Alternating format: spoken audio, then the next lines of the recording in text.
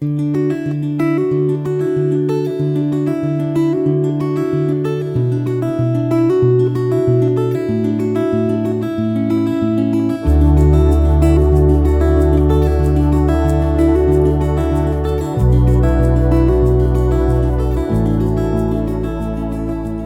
reading begins in Deuteronomy chapter 11, starting in verse 1.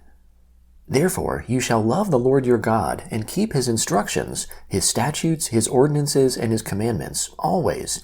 Know this day, for I don't speak with your children who have not known, and who have not seen the chastisement of the Lord your God, his greatness, his mighty hand, his outstretched arm, his signs and his works, which he did in the middle of Egypt to Pharaoh the king of Egypt, and to all his land, and what he did to the army of Egypt, to their horses, and to their chariots, how he made the water of the Red Sea to overflow them as they pursued you, and how the Lord has destroyed them to this day, and what he did to you in the wilderness until you came to this place, and what he did to Dathan and Abiram, the sons of Eliab, the son of Reuben, how the earth opened its mouth and swallowed them up, with their households, their tents, and every living thing that followed them, in the middle of all Israel. But your eyes have seen all of the Lord's great work which he did. Therefore you shall keep the entire commandment which I command you today, that you may be strong, and go in and possess the land that you go over to possess, and that you may prolong your days in the land which the Lord swore to your fathers to give to them and to their offspring, a land flowing with milk and honey. For the land where you go in to possess isn't like the land of Egypt that you came out of, where you sowed your seed and watered it with your foot as a garden of herbs, but the land that you go over to possess is a land of hills and valleys, which drinks water from the rain of the sky, a land which the Lord your God cares for.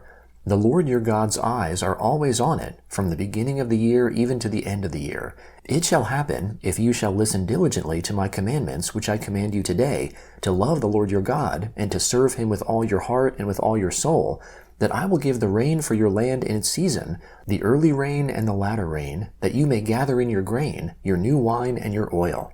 I will give grass in your fields for your livestock, and you shall eat and be full.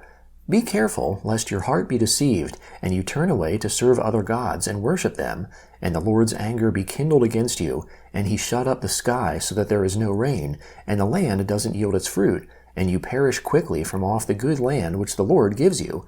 Therefore you shall lay up these words of mine in your heart and in your soul. You shall bind them for a sign on your hand, and they shall be for frontlets between your eyes. You shall teach them to your children, talking of them when you sit in your house, when you walk by the way, when you lie down, and when you rise up.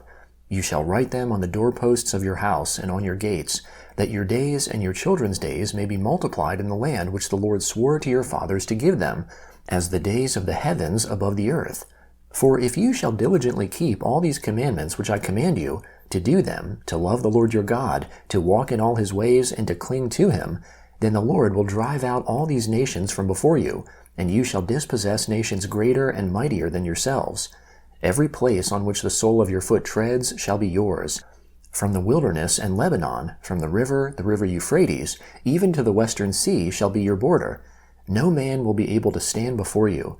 The Lord your God will lay the fear of you and the dread of you on all the land that you tread on, as he has spoken to you. Behold, I set before you today a blessing and a curse.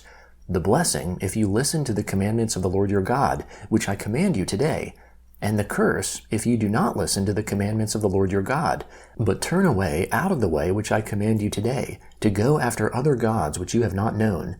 It shall happen, when the Lord your God brings you into the land that you go to possess, that you shall set the blessing on Mount Gerizim, and the curse on Mount Ebal. Aren't they beyond the Jordan, beyond the way of the going down of the sun, in the land of the Canaanites who dwell in the Arabah near Gilgal, beside the oaks of Moreh? For you are to pass over the Jordan to go in to possess the land which the Lord your God gives you, and you shall possess it and dwell in it. You shall observe to do all the statutes and the ordinances which I set before you today. These are the statutes and the ordinances which you shall observe to do in the land which the Lord, the God of your fathers, has given you to possess all the days that you live on the earth. You shall surely destroy all the places in which the nations that you shall dispossess served their gods, on the high mountains and on the hills, and under every green tree. You shall break down their altars, dash their pillars in pieces, and burn their Asherah poles with fire. You shall cut down the engraved images of their gods. You shall destroy their name out of that place. You shall not do so to the Lord your God, but to the place which the Lord your God shall choose out of all your tribes, to put his name there, you shall seek his habitation, and you shall come there. You shall bring your burnt offerings, your sacrifices, your tithes, the wave offering of your hand, your vows, your freewill offerings, and the firstborn of your herd and of your flock there. There you shall eat before the Lord your God, and you shall rejoice in all that you put your hand to, you and your households, in which the Lord your God has blessed you. You shall not do all the things that we do here today, every man whatever is right in his own eyes, for you haven't yet come to the rest and to the inheritance which the Lord your God gives you. But when you go over the Jordan and dwell in the land which the Lord your God causes you to inherit, and he gives you rest from all your enemies around you, so that you dwell in safety, then it shall happen that to the place which the Lord your God shall choose, to cause his name to dwell there, there you shall bring all that I command you, your burnt offerings, your sacrifices, your tithes, the wave offering of your hand, and all your choice vows which you vow to the Lord. You shall rejoice before the Lord your God, you and your sons, your daughters, your male servants, your female servants, and the Levite who is within your gates, because he has no portion nor inheritance with you. Be careful that you don't offer your burnt offerings in every place that you see, but in the place which the Lord chooses in one of your tribes. There you shall offer your burnt offerings, and there you shall do all that I command you. Yet you may kill and eat meat within all your gates, after all the desire of your soul, according to the Lord your God's blessing which he has given you. The unclean and the clean may eat of it, as of the gazelle and the deer. Only you shall not eat the blood. You shall pour it out on the earth like water. You may not eat within your gates the tithe of your grain, or of your new wine, or of your oil, or the firstborn of your herd or of your flock, nor any of your vows which you vow, nor your freewill offerings, nor the wave offering of your hand. But you shall eat them before the Lord your God in the place which the Lord your God shall choose. You, your son, your daughter, your male servant, your female servant, and the Levite who is within your gates. You shall rejoice before the Lord your God in all that you put your hand to. Be careful that you don't forsake the Levite as long as you live in your land. When the Lord your God enlarges your border, as he has promised you, and you say, I want to eat meat, because your soul desires to eat meat, you may eat meat, after all the desire of your soul. If the place which the Lord your God shall choose to put his name is too far from you, then you shall kill of your herd and of your flock, which the Lord has given you, as I have commanded you, and you may eat within your gates, after all the desire of your soul. Even as the gazelle and as the deer is eaten, so you shall eat of it. The unclean and the clean may eat of it alike. Only be sure that you don't eat the blood, for the blood is the life. You shall not eat the life with the meat. You shall not eat it. You shall pour it out on the earth like water. You shall not eat it, that it may go well with you and with your children after you, when you do that which is right in the Lord's eyes. Only your holy things which you have, and your vows, you shall take and go to the place which the Lord shall choose. You shall offer your burnt offerings, the meat and the blood, on the Lord your God's altar. The blood of your sacrifices shall be poured out on the Lord your God's altar, and you shall eat the meat. Observe and hear all these words which I command you, that it may go well with you and with your children after you forever, when you do that which is good and right in the Lord your God's eyes. When the Lord your God cuts off the nations from before you, where you go in to dispossess them, and you dispossess them and dwell in their land, be careful that you are not ensnared to follow them after they are destroyed from before you, and that you not inquire after their gods, saying, How do these nations serve their gods? I will do likewise. You shall not do so to the Lord your God, for every abomination to the Lord, which he hates, they have done to their gods, for they even burn their sons and their daughters in the fire to their gods. Whatever thing I command you, that you shall observe to do. You shall not add to it, nor take away from it. The Gospel of Luke, chapter 8, starting in verse 22. Now on one of those days, he, that is Jesus, entered into a boat, himself and his disciples, and he said to them, Let's go over to the other side of the lake. So they launched out. But as they sailed, he fell asleep.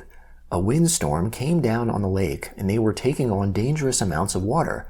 They came to him and awoke him, saying, Master, Master, we are dying. He awoke and rebuked the wind and the raging of the water. Then they ceased, and it was calm. He said to them, Where is your faith? Being afraid, they marveled, saying to one another, Who is this then, that he commands even the winds and the water, and they obey him? Then they arrived at the country of the Gadarenes, which is opposite Galilee. When Jesus stepped ashore, a certain man out of the city who had demons for a long time met him. He wore no clothes and didn't live in a house, but in the tombs. When he saw Jesus, he cried out and fell down before him, and with a loud voice said, "What do I have to do with you, Jesus, you Son of the Most High God? I beg you, don't torment me." For Jesus was commanding the unclean spirit to come out of the man, for the unclean spirit had often seized the man. He was kept under guard and bound with chains and fetters. Breaking the bonds apart, he was driven by the demon into the desert. Jesus asked him, "What is your name?" He said, "Legion," for many demons had entered into him. They begged him that he would not command them to go into the abyss. Now there was there a herd of many pigs feeding on the mountain, and they begged him that he would allow them to enter into those. Then he allowed them. The demons came out of the man and entered into the pigs, and the herd rushed down the steep bank into the lake and were drowned. When those who fed them saw what had happened, they fled and told it in the city and in the country. People came out to see what had happened. They came to Jesus and found the man from whom the demons had gone out, sitting at Jesus' feet, clothed and in his right mind, and they were afraid. Those who saw it told them how he who had been possessed by demons was healed. All the people of the surrounding country of the Gadarenes asked him to depart from them, for they were very much afraid. Then he entered into the boat and returned. But the man from whom the demons had gone out begged him that he might go with him. But Jesus sent him away, saying, "Return to your house and declare what great things God has done for you." He went his way, proclaiming throughout the whole city what great things Jesus had done for him. Psalm 70, beginning in verse 1.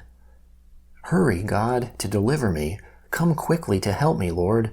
Let them be disappointed and confounded who seek my soul. Let those who desire my ruin be turned back in disgrace. Let them be turned because of their shame, who say, "Aha, aha." Let all those who seek you rejoice and be glad in you. Let those who love your salvation continually say, "Let God be exalted." But I am poor and needy. Come to me quickly, God. You are my help and my deliverer. Lord, don't delay. Proverbs chapter 12, verse 4.